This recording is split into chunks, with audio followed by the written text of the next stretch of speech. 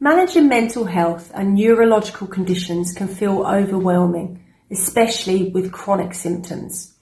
In this video, I'll share steps to help us uncover the root causes of distress and guide us towards balance and self-compassion. Mental health conditions cause significant impairment, stress and distress in daily life. Everyone forgets things or gets emotional during stressful times, but mental health conditions are different. They're persistent, chronic, and affect biological, cognitive, emotional, and behavioural aspects of our lives consistently and over long periods. These challenges can feel like they're part of our identity. So when considering whether you're struggling with a mental health condition, ask yourself, are these symptoms persistent and consistent over time? This is crucial to avoid diluting the experiences of those facing significant challenges. So these are my tried and tested and ongoing methods for improving my mental health and neurological function. Step 1. Self-reflection. Take a few weeks to document the daily challenges that you face. So emotional and behavioural triggers. Identify people, places, sounds or behaviours that cause you stress.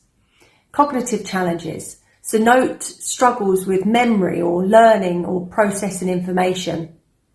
Persistent mood issues. So observe if low mood is an issue or you isolate or you have mood swings that seem chronic. Emotional regulation difficulties. So record episodes of anger or suppressed emotions. This is a private exercise, so try and be as honest as you can to yourself. Understanding these patterns provides clarity on what you need to explore or work on, and it's a valuable tool to share with a therapist if you do seek help. Step 2, check your metabolic health.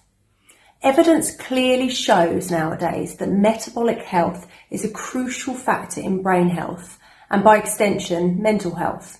A dysfunctional metabolism can cause significant issues in both the body and the brain, impacting mood, emotional responses and cognitive functions. Since our metabolic system generates the cellular energy essential for life, it is absolutely vital to consider its health when addressing mental health concerns. For a deeper understanding, I have actually created a blog post on the connection between metabolism and brain health, and you can find that on my website, thescienceofwellbeing.uk. To assess and improve your metabolic health, start by getting some blood tests to identify any deficiencies in essential nutrients such as vitamins B12, B6, D, C and E, omega-3 fatty acids, zinc, magnesium, folate and fibre. Explore whether allergies to foods like gluten or dairy or other well-documented triggers might be contributing to metabolic dysregulation. Report any persistent gut or digestive problems to your doctor, such as leaky gut, chronic gut pain, constipation or diarrhoea. The gut-brain axis, a communication system between the gut and the central nervous system, plays a significant role in influencing brain function, mood and behaviour. And finally, assess whether issues such as high blood sugars or excess vitamins or substance use like drugs or alcohol might be disrupting your metabolism. By addressing these factors, you can take significant steps towards improving both your metabolic and mental health. See your doctor for guidance on tests. Step 3. Uncover inhibited thoughts and behaviours. Take some time to reflect on the aspects of yourself that you might suppress or hide. This suppression often stems from societal norms, family conditioning, religious conditioning, or the expectations placed on us in relationships. These influences can shape how we express ourselves, often leading to internalisation of feelings and desires or behaviours that don't align with these external pressures. Consider whether there are parts of your authentic self that you hold back. This might include emotions you avoid expressing, opinions you silence to maintain harmony, or dreams and ambitions you have put aside because they don't fit into the roles that others expect you to play. Think about where these patterns originate. Were you taught that vulnerability is a sign of weakness? Were you conditioned to prioritise the needs of others over your own?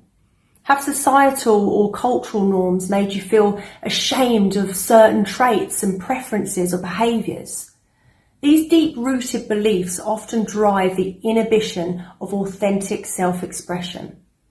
Uncovering these suppressed thoughts and behaviours requires honesty and compassion towards yourself.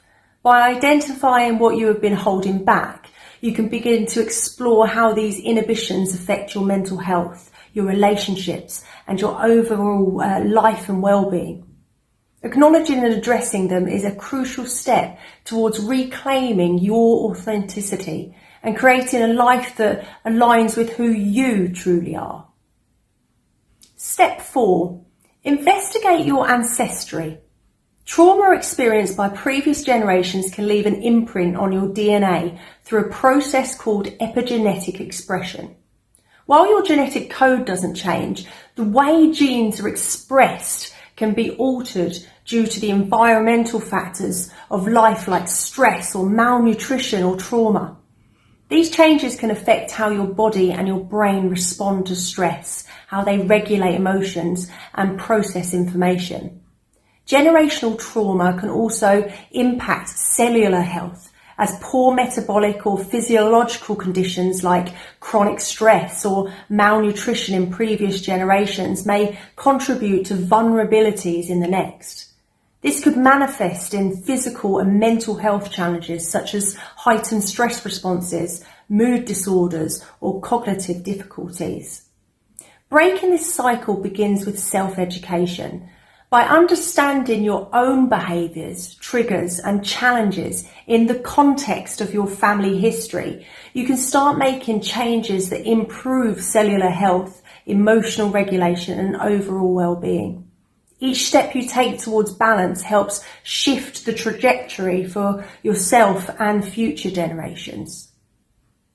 Step 5. Assess environmental and relational influences. Consider how your environment impacts your mental health. Pollution, toxins, poverty, lack of access to nature and other stressors. Relationships, are they mutual and supportive, or do they induce fear, anxiety or resentment?